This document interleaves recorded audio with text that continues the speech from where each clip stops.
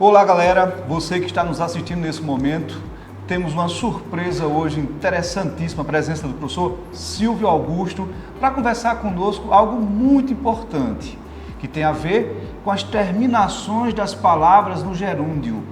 Como nós estamos fazendo, qual seria a maneira mais adequada para que nós não disséssemos, por exemplo, caminhando e cantando e seguindo a canção. É sobre isso que nós vamos falar hoje.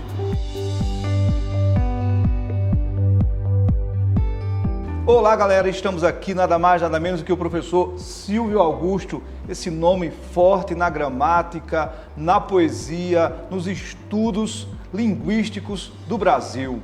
Olá Silvio. Olá Rosenberg, olá você que está ligado aqui conosco, atento e atenta às informações que têm a ver, sobretudo, com a língua portuguesa, com a gramática, com as nuances da linguística tão importantes para nós sempre.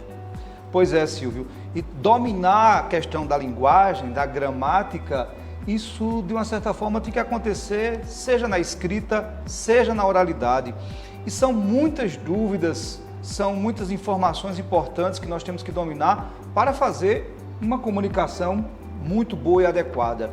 Mas o que me chamou a atenção para a entrevista de hoje, para esse bate-papo de hoje, é aquelas terminações de palavras com gerúndio.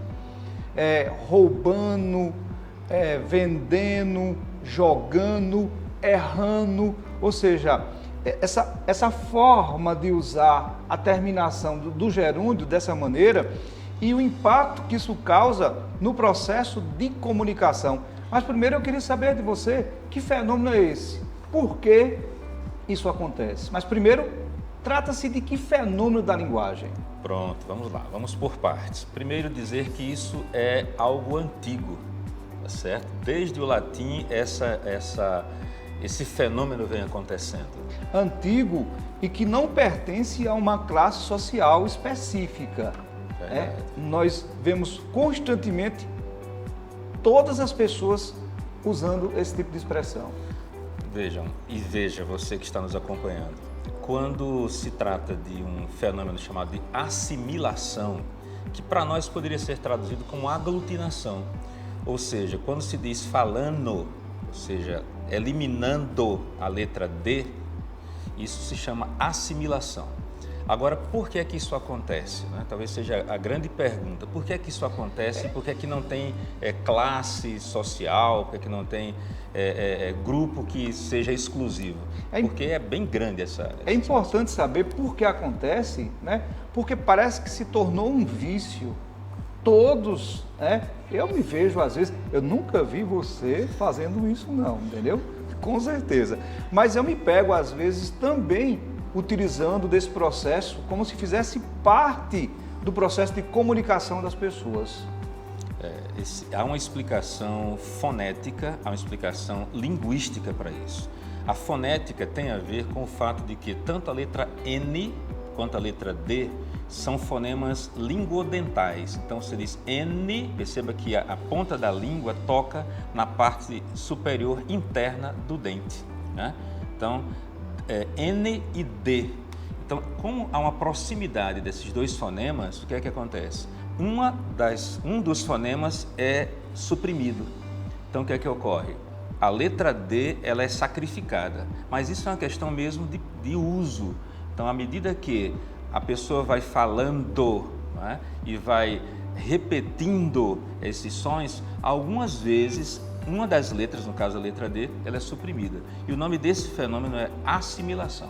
Então, nesse caso, há principalmente uma explicação fonética para esse uso dessa forma de comunicação. Verdade. Isso é bem apreciado pela linguística, porque, como se sabe, a linguística é muito além da gramática, ela acaba valorizando, prestigiando, ou pelo menos aceitando certas expressões que são ditas na língua portuguesa. Mas além desse aspecto fonético, que outra explicação nós poderíamos dar?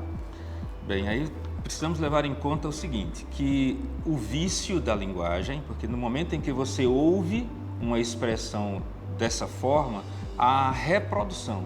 isso vai se proliferando, não é? De tal maneira que se torna um hábito, um costume, de tal maneira que quando alguém diz e outro repete, há o costume, há a repercussão e o prejuízo, às vezes, para quem está falando é grande. Por quê?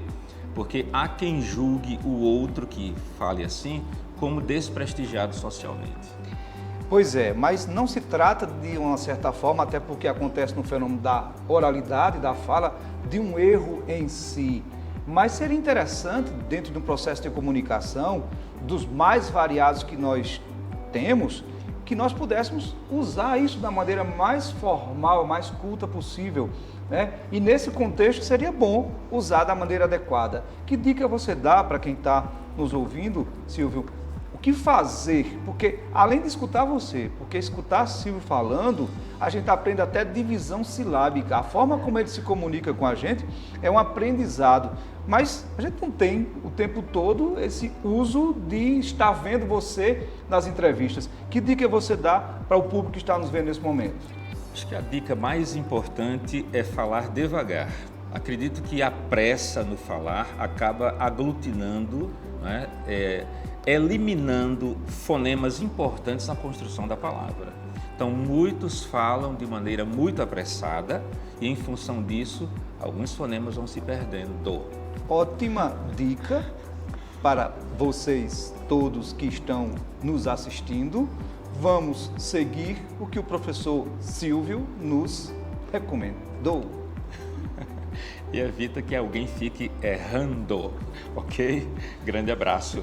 Eu não sei, Silvio, se eu vou conseguir falar com essa pausa tão interessante, mas obrigado aí pela dica, eu vou tentar me policiar, porque o processo de comunicação exige cada vez mais um domínio dessa forma mais adequada de se falar. Obrigado a você que está nos assistindo, obrigado, Silvio, pela presença. Grande abraço, então, definitivamente. Tchau, tchau.